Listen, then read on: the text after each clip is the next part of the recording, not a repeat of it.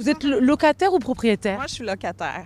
Tu as eu une augmentation de loyer cette année. Oui. En changeant de locataire, ils ont pu vraiment beaucoup augmenter. De combien? Je crois que c'était de 100 $. Et c'était justifié selon toi qu'il voulait augmenter le loyer? Il avait fait des travaux dans le logement? Il n'avait pas fait de travaux. Oui, j'ai reçu une augmentation qui était un petit peu plus du pourcentage de cette année, mais je l'ai accepté. La plupart du temps, pas justifié. Les contestés l'année passée, ça a fonctionné un peu. Cette année, j'ai juste laissé faire. Que vous avez fait une augmentation à vos locataires cette année?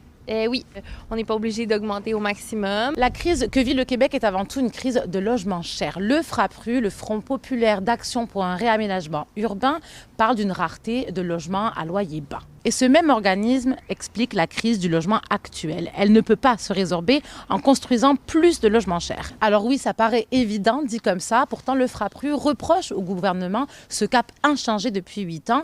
Et ce qu'ils veulent, c'est plus de logements sociaux. 62 % de hausse de loyer depuis l'arrivée de la CAQ depuis 2018, 10 % en un an.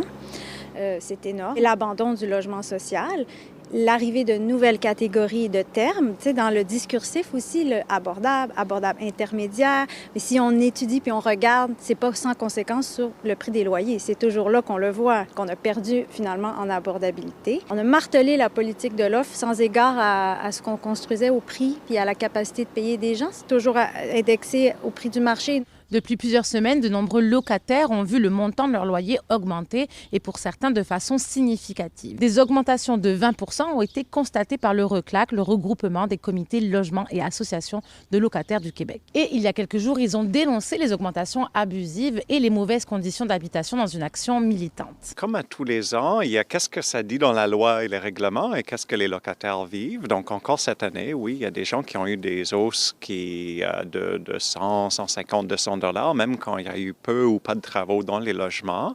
Donc, c'est sûr qu'il y a des propriétaires qui osent toujours demander beaucoup plus que ce que la loi permet. Puis, le fardeau est toujours aux locataires d'oser refuser des hausses qui vont au-delà des normes, disons.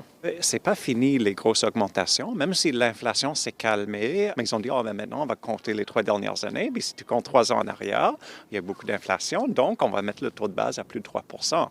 Historiquement, c'est très haut, 3 %. Pendant 15-20 ans, on avait des taux de moins de 1 %. Les contestations de hausse de loyer au Québec devant le TAL sont en forte augmentation depuis des années. On constate 21 300 demandes de contestation pour l'année 2023-2024 contre 7 200 pour l'année 2021-2022. À Montréal, Lila Mouche pour Nouveau Info.